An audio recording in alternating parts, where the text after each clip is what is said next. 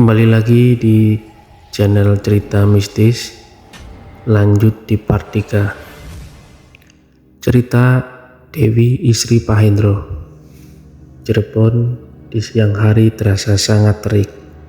Selesai acara meeting dengan pimpinan perusahaan, Hendro langsung menuju ke kantin di sudut kantornya. Dia penasaran dengan cerita pengolah kantin yang katanya bisa menarik benda pusaka dari tempat vingit. Yang diceritakan pengelola kantin itu mengingatkannya pada saat dia masih muda. Sejak sebelum bekerja di perusahaan ini, Hendro memang getol sekali berburu benda-benda pusaka.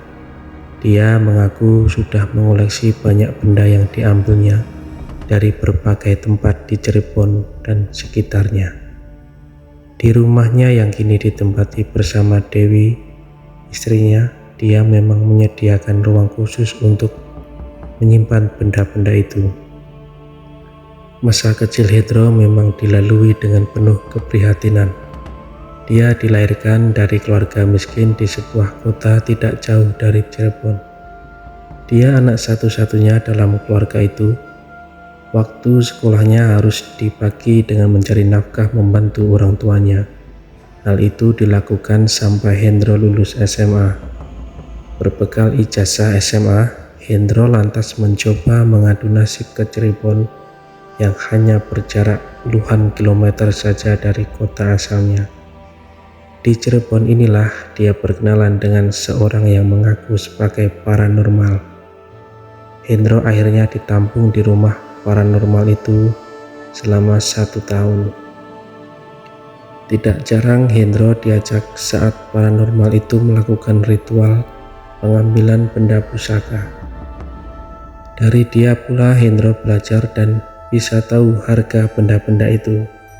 Bagi yang hobi mengoleksi benda gaib, pasti tahu kalau harganya bisa sampai tak terhingga. Tidak perlu validasi.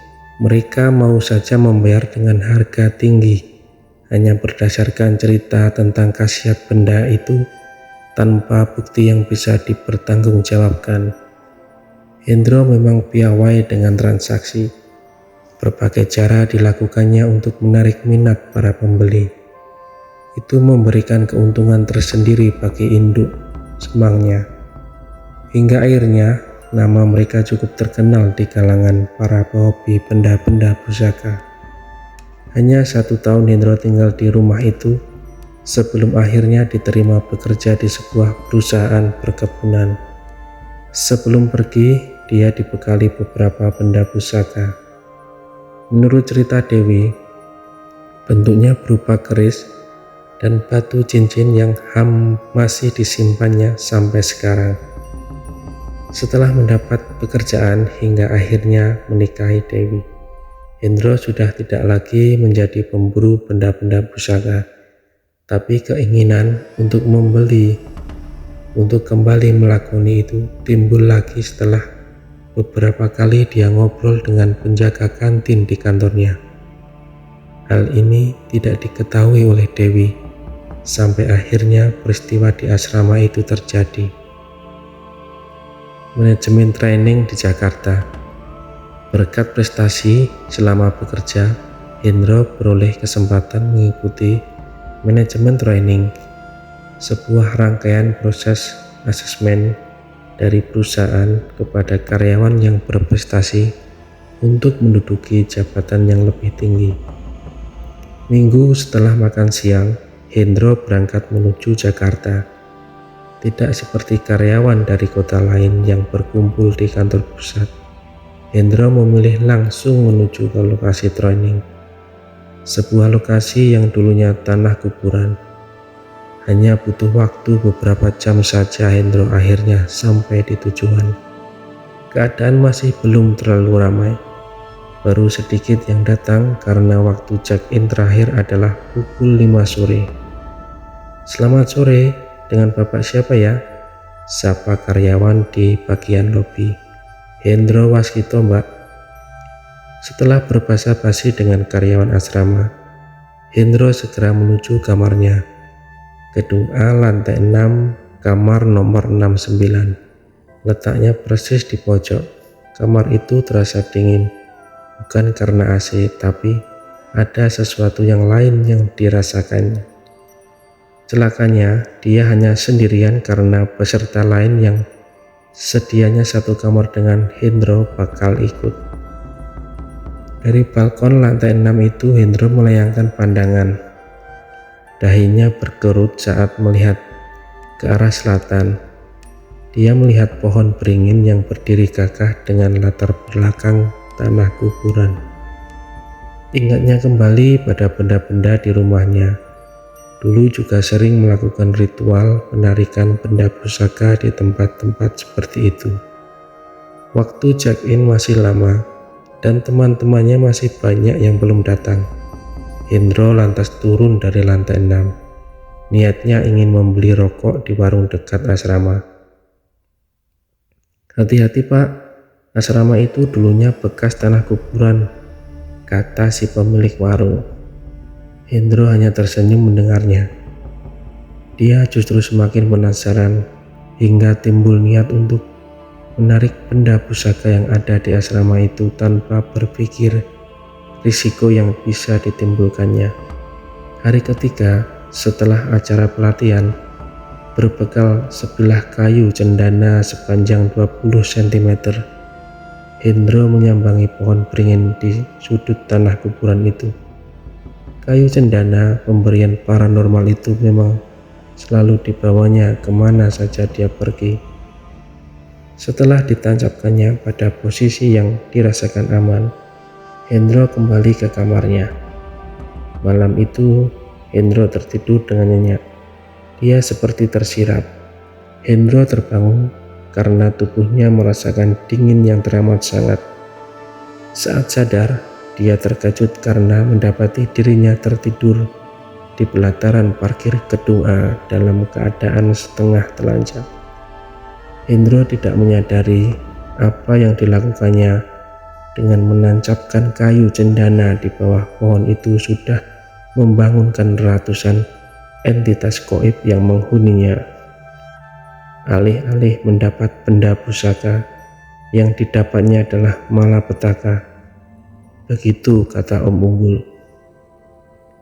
Sedianya tepat pada malam Jumat, proses penarikan benda pusaka dari tanah kuburan akan dilakukan. Malam Jumat memang selalu dipilih karena menurutnya pada hari itu selalu energi gaib sedang terkonsentrasi. Tapi rencana tinggallah rencana. Ternyata ada entitas lain yang tak bisa dilawannya. Malam itu dalam keadaan antara tertidur dan sadar, Hendro didatangi oleh sosok perempuan. Wajahnya sudah rusak, hanya biji matanya saja yang terlihat berkilat. Dia mengenakan gaun merah dan menggendong sesosok bayi yang kemudian ditidurkannya di sebelah Hendro. Tatapan matanya menyiratkan kemarahan yang tidak bisa diungkapkan. Hendro panik, seluruh badannya gemetar karena rasa takut yang menguasai. Dia berusaha keluar dari dalam kamar, tapi perempuan itu berdiri menghalangi pintu. Hendro akhirnya pingsan akibat ketakutan. Setelah itu, dia tidak lagi ingat apa yang terjadi. Mbak Asti dan perempuan bergaun merah di tanah kuburan. Azan penanda datangnya waktu maghrib baru selesai berkumandang ketika Mbak Asti sampai ke asrama. Sepulangnya dari rumah Pak Jawari, Mbak Asti lalu menuju pos satpam. Dia sempat menanyakan perkembangan kasus hilangnya Pak Hendro yang sudah memasuki hari kedua. "Masih belum ketemu," kata Pak Rusdi. Mbak Asti berjalan menuju asrama belakang untuk sampai ke sana. Mbak Asti harus melewati sejumlah gedung di sisi kiri dan kanan jalan selebar 6 meter. Karena tidak ada acara pelatihan, suasana jadi sangat sepi. Dan suasana pergantian hari dari sore ke malam selalu memberi warna tersendiri. Tiba-tiba saja Mbak Asti merasakan bulu kuduknya meremang saat melewati gedung C. Alam bawah sadarnya mengatakan bahwa dia sedang diawasi. Sambil berjalan, bola matanya melirik ke arah gedung itu. Dan benar saja, di teras gedung itu dia melihat seorang wanita sedang memandang ke arahnya. Sosok yang sama juga dilihat oleh Pak Rusdi malam sebelumnya. Mbak Asti mencoba untuk bersikap tenang seperti yang dinasihatkan Om Unggul. Dia masih berjalan dan wanita itu juga mengikuti dari jarak beberapa meter saja. Saat sampai di ujung jalan, langkah Mbak Asti terhenti. Kakinya seperti tidak bisa digerakkan. Wanita itu masih mengawasi dari jauh, tapi kali ini di sebelahnya berdiri seorang laki-laki tua. Wajahnya bersih sekali, tubuhnya putih dan menggunakan tutup kepala yang juga berwarna putih. Dia yakin entitas yang ada di depannya itu tidak akan mencelakainya. Itu sudah cukup menjadi alasan baginya untuk tetap bersikap tenang. Wanita itu pun jauh dari kesan menyeramkan seperti cerita yang berkembang di masyarakat sekitar asrama. Dia bukan kuntilanak, mungkin Mimin. Mbak Asti menarik nafas sehingga dia berdoa dengan menunduk kepala. Dikumpulkannya keberaniannya sebelum dia melangkah mendekati makhluk itu. Nak Asti. Dari kejauhan Mbak Asti mendengar namanya dipanggil. Ternyata yang datang Pak Jauhari. Dia datang ke asrama untuk mengembalikan tas Mbak Asti yang tertinggal di rumahnya. Sementara kedua entitas itu masih menatapnya dari jarak beberapa jengkal saja dari tempatnya berdiri. Dari keterkejutan di wajah Pak Jauhari saat langkah pelan mendekati Mbak Asti, dia melihat kedua makhluk itu lama sekali. Mereka seperti sudah pernah saling mengenal sebelumnya. Ternyata dugaan Mbak Asti benar. Mereka adalah Derajat dan Wiwin, menantu dan anak Pak Jauhari. Pak Jauhari hampir tidak percaya bahwa yang tengah berdiri di hadapannya adalah menantunya yang sudah meninggal belasan tahun yang lalu. Kenapa pula dia di sana dengan Derajat? Bibir Pak Jauhari bergetar. Dia seperti hendak mengatakan sesuatu tapi mulutnya terkunci. Untuk beberapa saat lamanya, keempat makhluk itu hanya saling berpandangan hingga ketika terdengar azan Isya kedua, dua makhluk dari alam lain itu menghilang begitu saja. Mbak Asti merasa sepertinya ada sesuatu yang hendak mereka sampaikan. Mereka pasti akan menampakkan diri lagi menemuinya.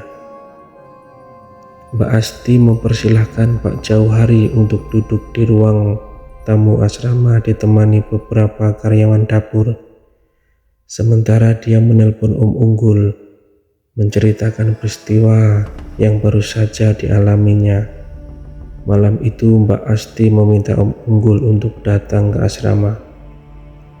Dari percakapan para karyawan dapur dengan Pak Jauhari diperoleh cerita bahwa wanita yang mereka lihat berwajah rusak, membawa orok, dan muncul di sudut tanah kuburan itu bernama Lastri. Dia meninggal karena bunuh diri dengan menabrakkan tubuhnya ke kereta api.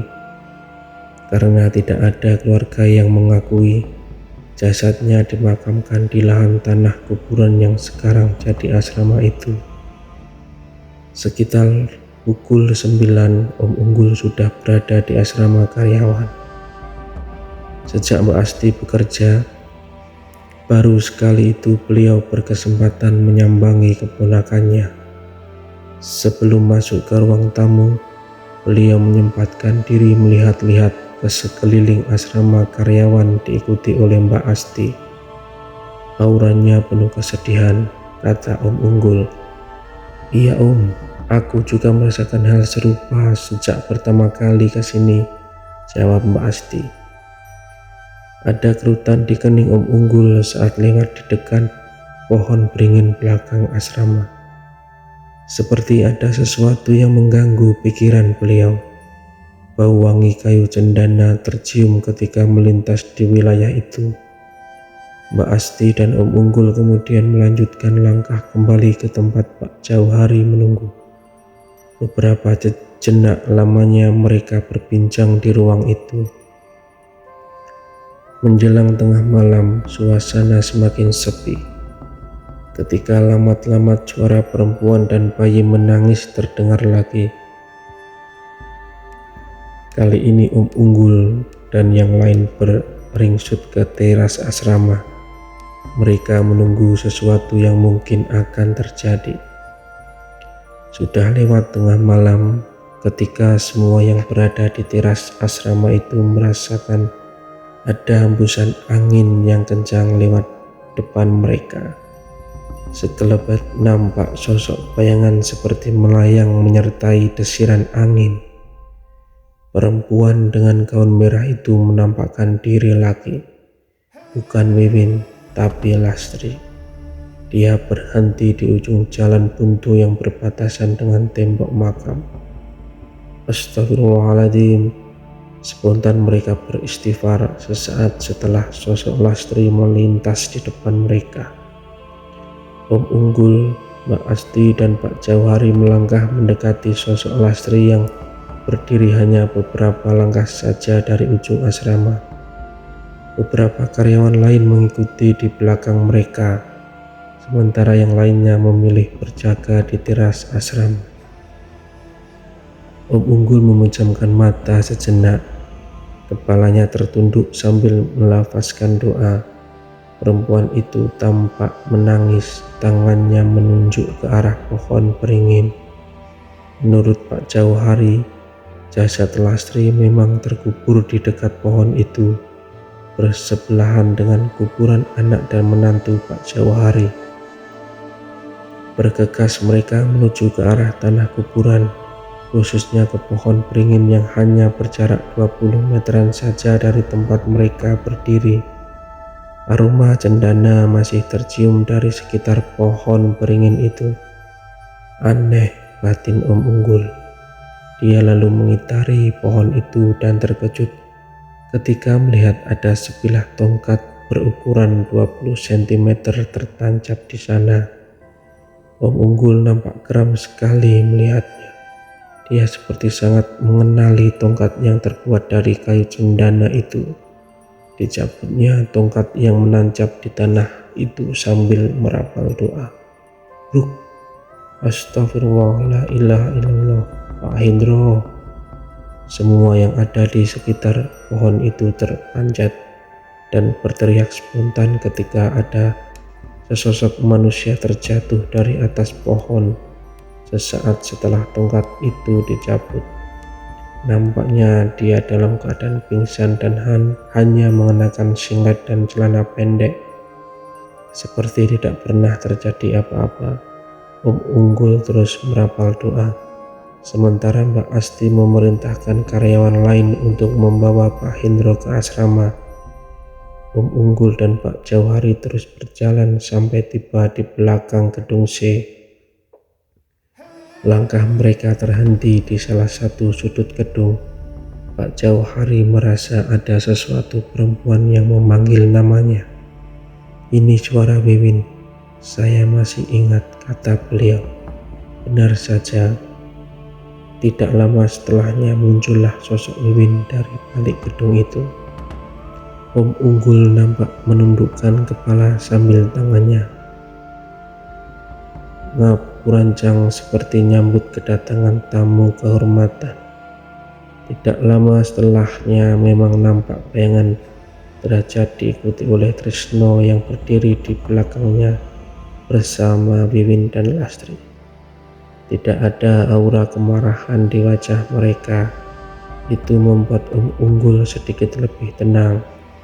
Beliau lalu mencoba berkomunikasi dengan derajat yang berdiri di depannya. Hanya mereka berdua saja yang tahu isi pembicaraan itu. Mbak Asti dan Pak Jauhari berdiri dengan sikap yang sama di belakang Unggul. Hanya berlangsung beberapa saat saja, ketika kemudian Unggul dan Derajat saling memberikan hormat dengan membungkukkan badan. Lastri, Wiwin, dan Trisno melakukan hal yang sama, diikuti oleh Mbak Asti dan Pak Jauhari yang masih terisak melihat pemandangan ini. Rasa rindu dengan anak dan menantunya membuat perasaannya mengharu biru. Jasad Lastri yang ketika meninggal tengah mengandung rupanya belum dipindahkan dan tidak dapat tempat yang baik dan layak. Sebaiknya segera dipindah saja supaya tidak menimbulkan fitnah, kata Unggul. Semua sudah berakhir. Insya Allah tidak akan ada kejadian seperti ini lagi, kata Unggul.